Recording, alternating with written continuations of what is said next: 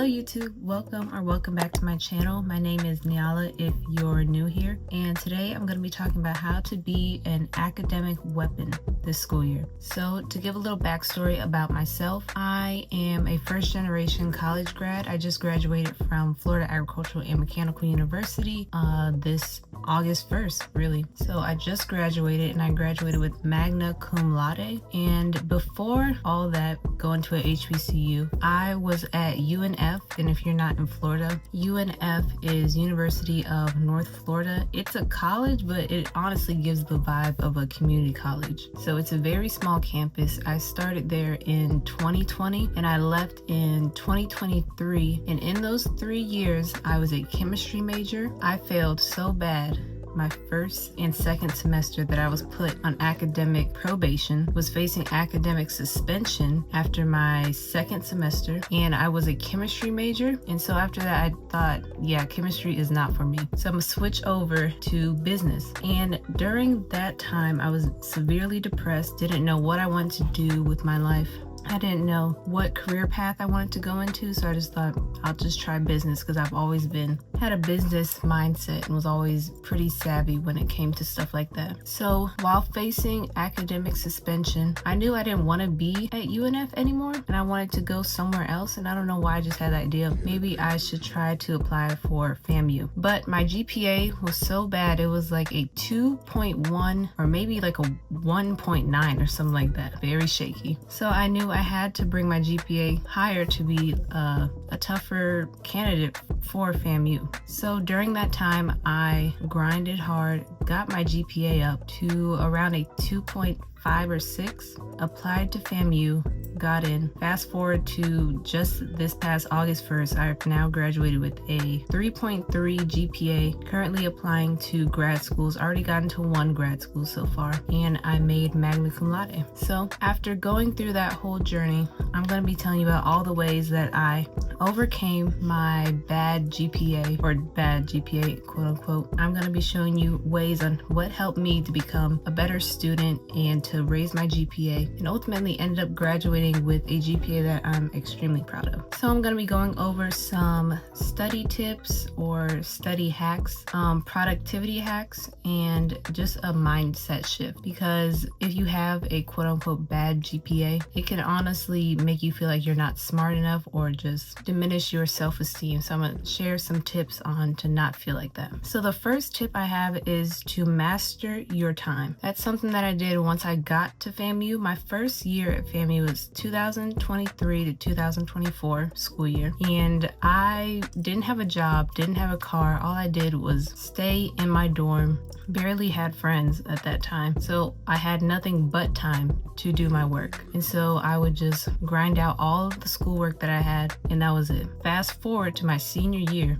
I got a job, I got a car, and I became part of a royal court. If you don't know what a royal court is in HBCU culture, they'll have different clubs or organizations and have a royal court dedicated to that club. Almost like this is the standard of what you should strive for in this organization. And so I was part of EFF, which is Esther Funds Foundation's royal court at FAMU, and they're now branching out into other chapters at different schools. But once I became part of that organization and a part of the royal court, my schedule got hectic.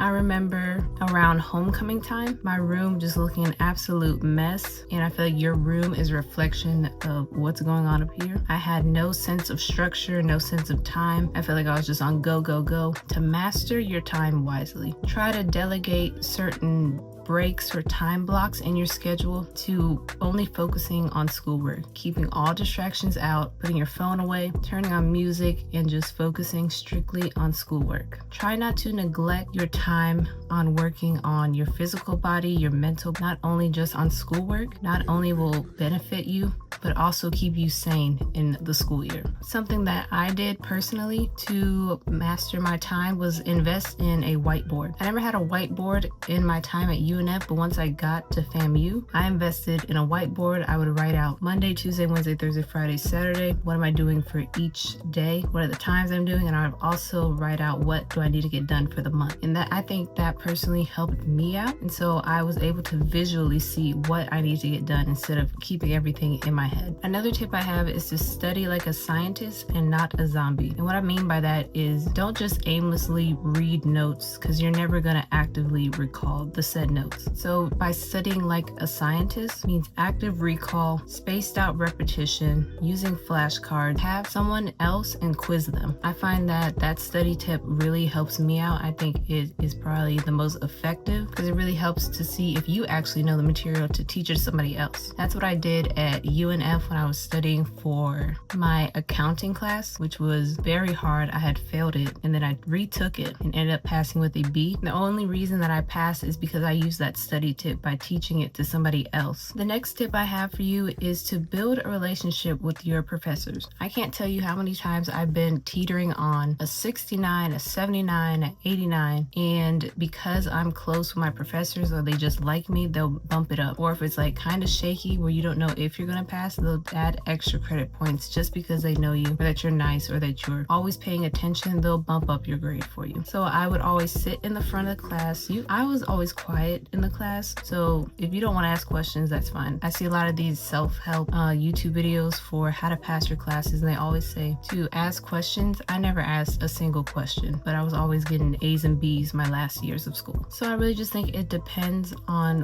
what professor you have and what's their policy of asking questions or not. And I would also recommend going to the office hours. I had a teacher at UNF where at every office hour, she would give you the chance to corrected your quiz and exams, you got the question right, she would automatically add the points. And I never knew that until I went to the office hours. And I remember I had to do that on the last day of school in order to get my grade of a 68 up to at least a C. And I got a 72. So you never know what your teachers will offer you if you don't go to the office hours, and just try to see if you can get any extra points, because the more times you go to the office hours and they feel like they're not wasting their time, they'll be more lenient and helpful. Also, a benefit of building a relationship with professors is getting letters of recommendation. In the beginning of my school career, so around 2020, I was not worried about building relationships with my professors, getting letters of recommendation, because I thought, what is that important for? Fast forward to probably my sophomore, junior year, around that time, I was thinking about what am I going to do after school, and I thought I really want to go back to school for my master's in software engineering. In my junior and senior year, I really focused on meeting my professors, building a relationship with them, and so now I have a couple of professors that I can go to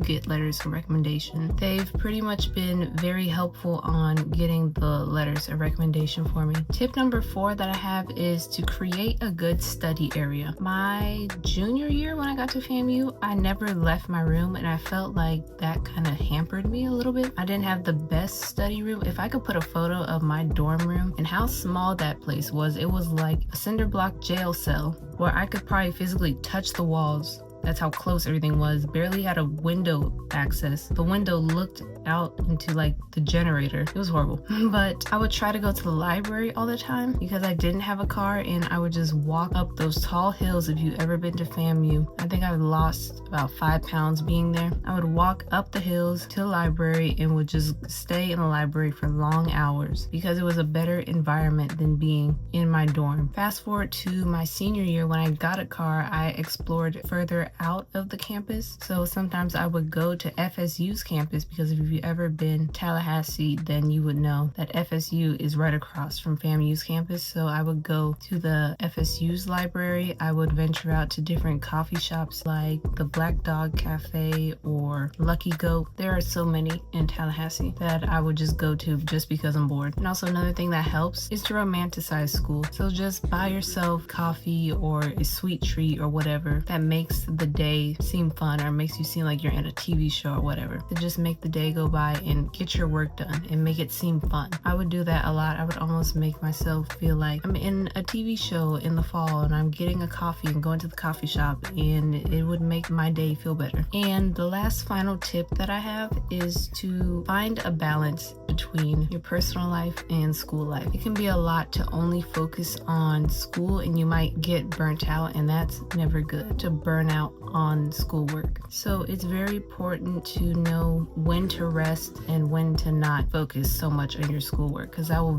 really help save your mental. So that's pretty much it. If I have any more study tips or tricks that I didn't say right now, I'll try to comment them in the description box for you. But I hope you like this video. I hope you could relate to this video, or if this video inspired you by my story and where I'm at now and how this can help you now. So I just want to say thank you for watching. I hope you'll have a good day. Make sure to like, comment, subscribe, and comment what's your favorite part, if any of this helped you or what you want me to talk about next. And I'll see you in the next video. Bye.